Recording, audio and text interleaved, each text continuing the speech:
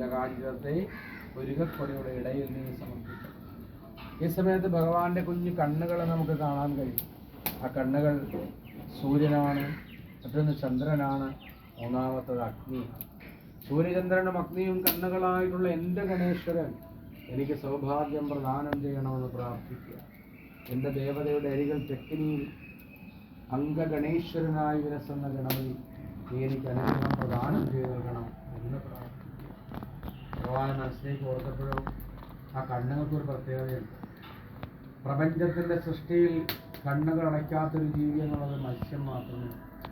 ആ മത്സ്യം കണ്ണുകൾ സദാസമയവും തുറന്നിരുന്നു കൊണ്ടാണ് തൻ്റെ മുട്ട വിരിയിക്കുന്നത്.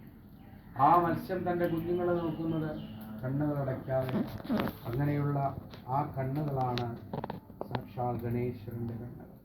മീനാക്ഷി എന്ന പദത്തോടുകൂടി നിലനിൽക്കുന്നതായ മത്സ്യത്തിൻ്റെ അക്ഷിയോടുകൂടിയുള്ള കണ്ണുകളോടുകൂടിയ ഗണേശ്വരൻ പ്രാണഭക്തരായ നമ്മളെ സദാസമയവും ഇതിനെ ചേർത്ത് പിടിച്ചിരിക്കുകയാണ്.